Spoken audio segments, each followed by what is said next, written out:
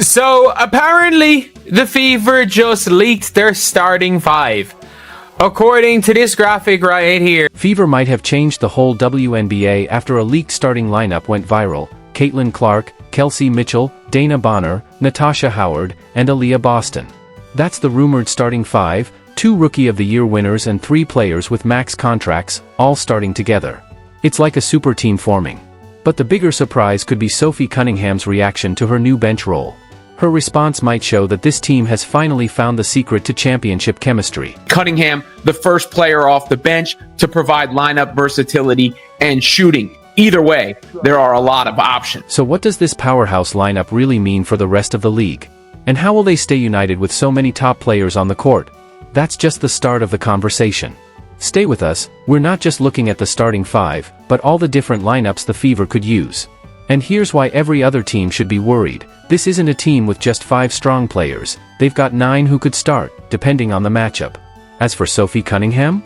She's embracing her new role with energy, and that attitude might be the secret ingredient this team needs. And yeah, this is apparently what it's going to be. Caitlin Clark at the 1, Kelsey Mitchell at the 2, DeWanna Bonner at the 3, Natasha Howard at the 4, and Aaliyah Boston at the 5. Obvious. Let's start where every great story begins, with Caitlin Clark. The rookie sensation is already changing what we thought was possible in basketball. Her court vision is unreal, and her shooting range has no limits. Opponents are quickly realizing, if Clark is in the arena, you'd better start guarding her the second she steps on the floor. Because in order for the Fever to achieve the goals that they have in front of them, everyone is going to need to buy into their role, and it's up to Stephanie White to put the best lineups out there, the best lineup combinations, and all of that. I took a stab at projecting what the starting five will be, and it's, not a huge leap, but obviously Caitlin Clark's going to be the point. Right beside her is Kelsey Mitchell, a scoring machine in her own right. She averaged nearly 20 points per game last season and is one of the toughest guards to defend in the league. She can create her own shot from anywhere on the court, even with defenders all over her. Kelsey Mitchell, the shooting guard, the most potent backcourt in the WNBA. I think DeWanna Bonner will be the Swiss Army knife kind of player at the 3. Then we have Dana Bonner, bringing height, versatility, and major playoff experience. At 6 feet 4 inches, she's a matchup nightmare, able to stretch the floor and guard multiple positions. Add Natasha Howard to the mix, a fierce defender who excels in fast breaks and pick-and-roll situations. And holding it all down in the paint is the 2023 Rookie of the Year, Aaliyah Boston.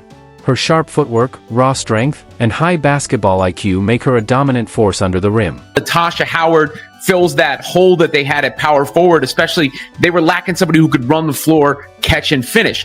Aaliyah Boston is the center who doesn't hunt for shots but can be a key cog on both ends. This unit is like a perfectly tuned orchestra, every piece fits seamlessly.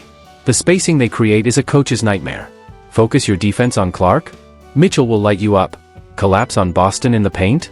Clark, Bonner, Howard, and Mitchell can all drain shots from the outside.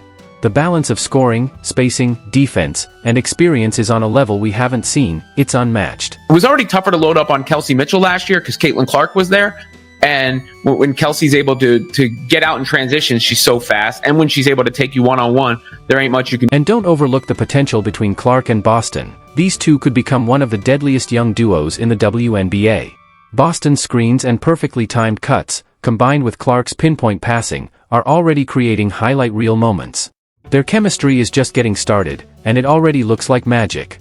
Even head coach Stephanie White has said it, these two are building a legacy that could go down as one of the all-time greats. When you think about the great point guards and post players that our game, not just our league, but our game has seen, they are going to go down in history as the greatest.